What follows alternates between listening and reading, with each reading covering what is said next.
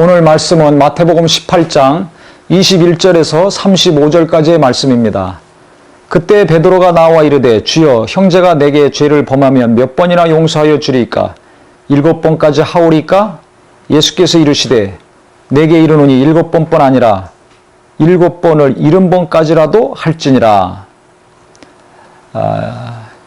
이 죄를 짓지 않을 수가 없습니다. 인간이 연약하기 때문에.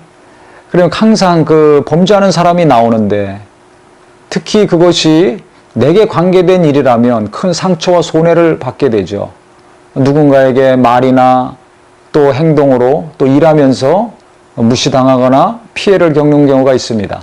또 경제적으로 또 손해를 보는 경우가 있습니다. 즉 어떤 일이든지 우리가 누군가에게 상처를 받든지 고통을 받을 경우가 있는데 그때 우리가 어느 정도 용서를 해야 됩니까? 7번 정도 해야 됩니까? 베드로가 예수님께 이야기를 했습니다. 7이면 완전 숫자죠. 우리가 누군가에게 큰 상처를 받고 손해를 입어서 고통스러울 때 한 번 용서하기도 대단히 어렵습니다. 7번이라면 또 굉장한 거죠. 베드로는 한 7번 정도 하면은 되지 않을까 이렇게 생각했습니다. 근데 예수님은 이런 것이 7번이라도 하라. 그러니까 무한대로 하라는 거죠. 이게 얼마나 어렵습니까?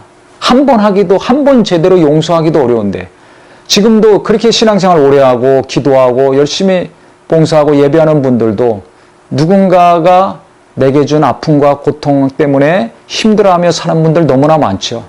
목사님들도 받은 상처 때문에 설교하면서 그 상처가 설교 가운데 분노로 표출되는 경우가 많습니다. 또 일을 하면서 보복하거나 상대방에 어려움을 주는 경우도 또 많습니다. 그래서 이 용서라는 문제는 예수 믿는 사람들이 가장 힘든 문제가 아닐까 저는 생각을 합니다. 가장 어려운 것이 용서하는 것입니다. 상처가 깊으면 깊을수록 이거 힘들죠. 그런데 예수님은 이 비유를 통해서 이 문제를 다루셨습니다. 어떤 비유를 들으셨냐면 1만 달란트를 빚진 사람이 있다는 것입니다. 1만 달란트는 현재 돈으로 계산을 하면 한 6조 원 정도가 됩니다. 근데 1만 달란트 빚진 사람이 갚을 능력이 없어서 그 자기 가족들 다 이제 노예로 팔려가게 생겼습니다.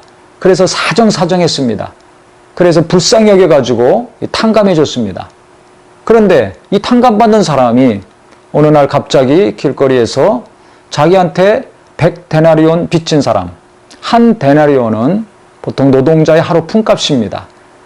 그럼 지금 시세로 아마 계산한다면 하루 나가서 일을 하면 한 10만 원 정도 벌겠죠. 100데나리온이면 얼마겠습니까? 한 1000만 원 정도 됩니다.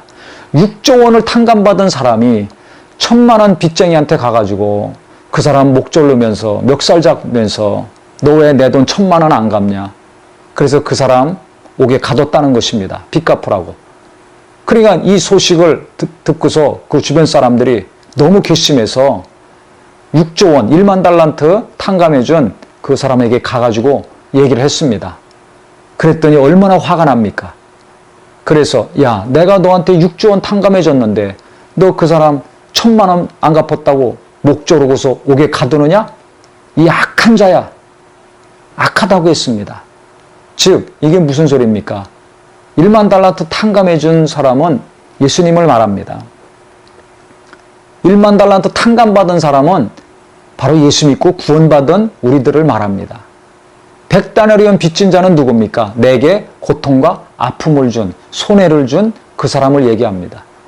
그러니까 예수님은 내가 죄인이었을 때, 하나님 앞에 원수되었을 때, 가장 연약할 때 나를 위해서 채찍에 맞으시고 창에 찔리시고 피 흘리시고 목숨을 다 주셨습니다. 그런데 그렇게 용서받은 내가, 그렇게 구원받은 내가 누군가의 죄를 용서하지 않는다면, 누군가의 허물을 용서하지 않는다면 바로 멱살 잡고 목 조르고 옥에 가두는 것과 똑같다는 것입니다. 그래서 예수 믿는 자들이 예수님의 공로로 그 놀라운 사랑으로 희생으로 구원받은 자들이 누군가의 죄를 용서하지 않는 것은 하나님이 악하게 보신다는 겁니다. 내가 누군가 때문에 괴로워하고 그 고통과 아픔이 커서 어떤 경우는 분노가 일어나기도 하고 어떤 경우는 정말 낙심이 되기도 하고 어떤 경우 심하면 병이 들기도 하고 하지 않습니까? 정상적인 삶을 살지 못하고 한 가정이 파괴되든지 삶이 파괴되는 경우도 있습니다. 그래서 그 사람이 불쌍하고 그 사람에게 고통을 준 사람만 나쁘고 보통 이렇게 생각하는데 정말 성경 제대로 보면 영적으로 보면 하나님 입장에서 보면 용서하지 못하는 거, 용서하지 않고 사는 거 악하다는 겁니다. 나는 너를 용서해 줬는데 독생자를 죽이기까지 예수님은 목숨을 다하기까지 그 심한 모욕과 멸시와 천대를 받으면서 머리부터 온몸이 갈기갈기 찢기고 상하고 정말 피와 물을 다 쏟을고 목숨을 다하기까지 내가 너를 용서해 줬는데 너는 왜 그 사람 용서해 주지 못하냐? 악하다는 것입니다. 왜 그렇습니까? 이건 마귀로부터 말미암은 것이기 때문에 그렇습니다. 마귀는 계속 용서하지 말아라. 그 사람이 잘못한 것만 자꾸 생각나게 합니다. 그래서 자꾸 마음이 상하고 분노가 치밀어 오르게 만듭니다. 그래서 이건 악한 자, 마귀가 주는 감정이요 생각이기 때문에 악하다는 것입니다. 그래서 내가 아직도 누군가를 용서하지 못하고 있습니까? 아직도 마음이 아프고 분노가 치밀어 오릅니까? 마귀에게 속고 있는 것입니다. 내 마음이 평안해지길 원합니까?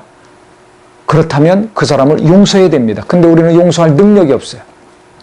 그렇기 때문에 내가 누군가의 죄 때문에, 연약함 때문에 내 마음이 괴롭고 힘들다면, 내 삶이 정말 지쳐있다면 예수님을 깊이 생각해야 됩니다. 1만 달란트 탕감받은 걸 생각하면 1,000만 원 빚진 거 그거 안 받아도 되지 않습니까? 아무것도 아니지 않습니까? 그런데 1만 달란트 탕감받은 거 생각하지 않고 내 돈 1,000만 원만 아깝다고 생각하니까 목 조르고 목에 가둔 거 아닙니까? 똑같은 거예요. 예수님이 내게 베푸신 은혜와 사랑을 깊이 생각하면 그 사람이 내게 잘못한 거, 그 사람이 나를 무시한 거 아무것도 아닙니다. 근데 예수님의 은혜를 생각하지 않으니까, 예수님의 대속의 그 놀라운 사랑을 깊이 생각하지 않으니까 그 사람이 내게 한 것만 기억에 남는 거예요. 마음에 있는 겁니다. 그러니까 내가 괴로운 거죠. 원수만 기뻐하는 것입니다. 주기도문에 예수님이 우리가 어떻게 기도해야 될지 가르쳐 주셨어요.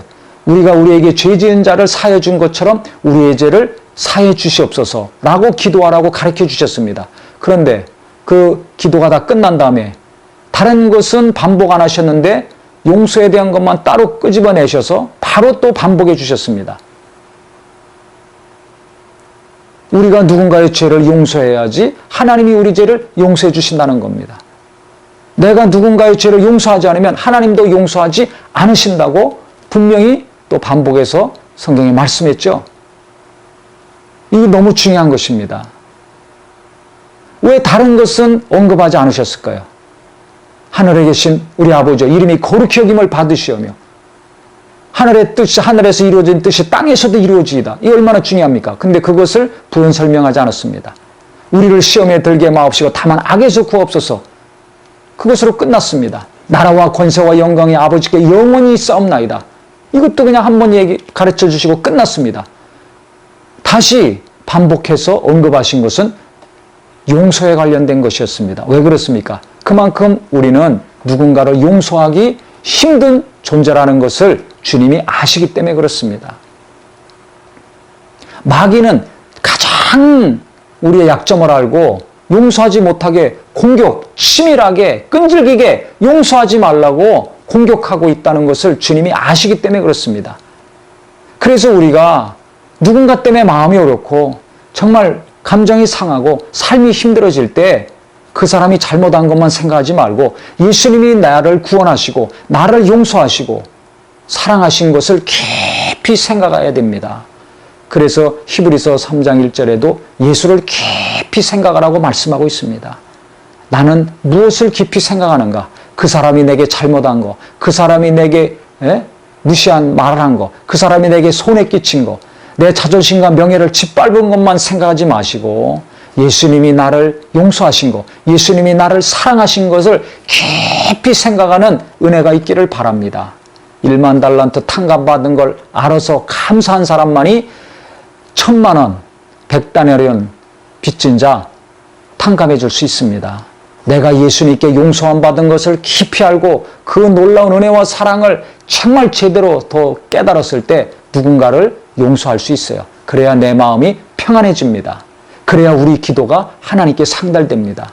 내가 누군가를 용서하지 않으면 하나님이 나를 용서하지 않는다고 말씀했습니다. 그러면 기도가 막히는 겁니다. 하나님과의 관계가 막히는 거 아닙니까? 이게 얼마나 무서운 일입니까? 내 기도가 상달되고 기도 응답이 오고 하나님의 위로와 평안과 도우심이 계속 내게 임하려면 막히는 것이 없어야 됩니다. 용서하지 않으면 막힙니다. 용서해야 하나님과의 관계가 형통해지는 겁니다. 그래서 마귀가 주는 생각, 원수가 주는 생각 쫓아서 괴로워만 하지 마시고 그 사람 때문에 힘들어하고 원망하고 불평하고 씩씩거릴 것이 아니라 아, 내가 용서한 줄 알았는데 아직도 내가 감정이 남아있구나. 하루아침에 안 되죠. 한 번 설교 듣고 기도 몇 번 했다고 되지 않습니다. 그래서 이 말씀 깊이 묵상하고 예수님이 베푸신 은혜 깊이 묵상하고 그 말씀 붙들고 지속적으로 계속 기도해서 내 마음의 쓴뿌리가 다 뿌리 뽑혀서 정말 상처가 치유가 되고 그 사람을 생각할 때마다 분노가 치밀어 오르고 가슴이 아파오는 것이 아니라 그 사람을 생각할 때 마음이 평안한 사람, 그 사람을 어디서 만나든지 간에 평안한 마음으로 웃는 얼굴로 먼저 손 내밀고 인사할 수 있는 우리 거룩한 은혜가 있기를 바랍니다. 시간이 어느 정도 걸릴지 모릅니다. 나는 용서할 능력이 없습니다. 우리는 용서할 수 있는 능력이 없습니다. 하나님의 은혜가 임해야지 용서할 수 있습니다. 예수님이 그래서 주기도문에도 가르치시고 그 다음에 또 가르치시고 또 이렇게 비유를 들어서 계속 반복적으로 말씀하셨으니까 정말 주여 내게 은혜를 주시옵소서. 그 사람을 용서하고 긍휼히 여길 수 있는 마음을 주시옵소서. 주님이 나를 불쌍히 여기셔서 이렇게 용서해 주셨으니 나도 그 사람 불쌍히 여겨서 용서할 수 있는 은혜를 달라는 기도가 꼭 필요합니다. 그래서 내가 진심으로 용서함으로 긍휼히 여기는 주님의 마음이 내게 임함으로 우리 하나님과의 관계가 막히지 아니하고 항상 하나님의 은혜와 평안이 임함으로 사람과의 관계도 평안한 관계, 긍휼히 여기고 불쌍히 여기고 용서함으로 가면 갈수록 하나님께서 크게 역사하시는 복된 심령이 되기를 예수 이름으로 축원합니다.